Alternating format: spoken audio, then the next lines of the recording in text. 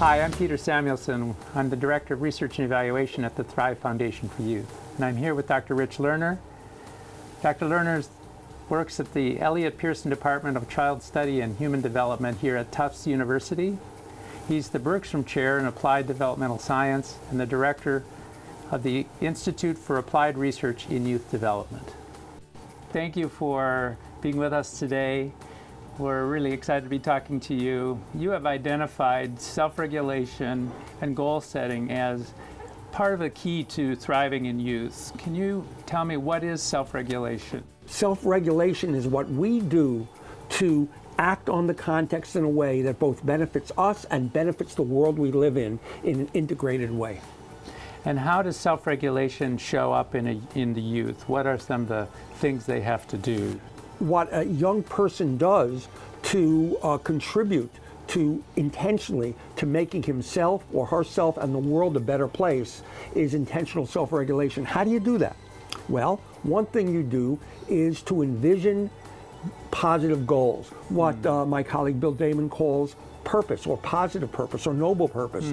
So what are the goals that allow you to move forward for both self and others in an integrated way?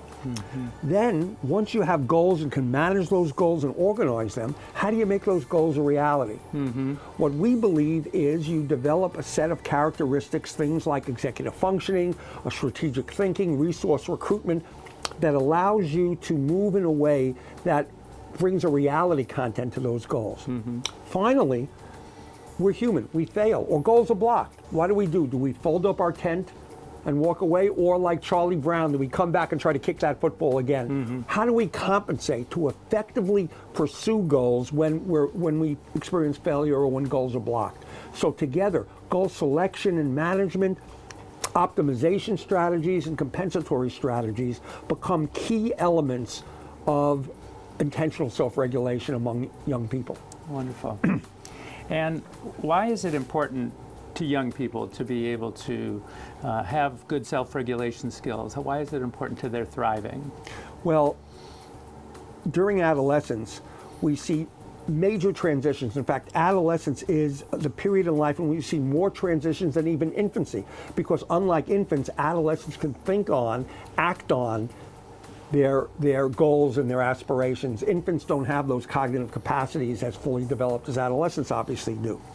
At the same time, there's a challenge when you see all those transitions. Our bodies are changing, our minds are changing. So how do we define ourselves? How do we define who I am, who I want to be, what matters to me? In fact, how do we establish that we matter in the world?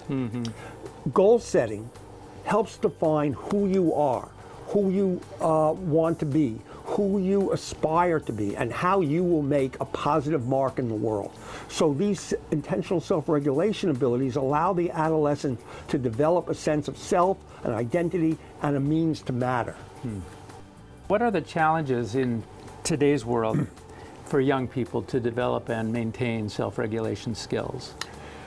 So you self-regulate no matter what. Again, self-regulation is a fundamental part of life. But self-regulation that represents thriving, these mutually beneficial relations, has to be exercised, has to occur in a complex world in which there are a lot of potential response options, where purposes may not be clear, where when a young person is still developing a sense of self, they may not see how to set a goal that's pertinent to the self. As society gets more complex and changes more rapidly, as the means for identifying oneself become more variable. Think of social media didn't exist when you and I were young. Well, social media was you got a dime and you called somebody up. But there was no Facebook, there was no Instagram. So as the world becomes more complex and changes more quickly, the opportunities, but also the challenges of selecting positive goals, optimizing them, and learning how to compensate become more complex. Are there special challenges for disadvantaged youth in self-regulation and goal setting? One of the things we've found is that self-regulation can help all kids. But it's more challenging in resource-restricted environments. You may have the same goals as another person in a more enriched environment.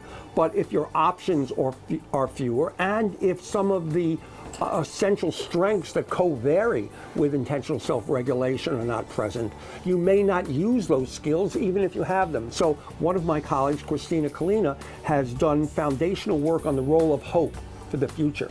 So if you have no hope that you will have a positive future, why would you bother self-regulating even if you have those skills?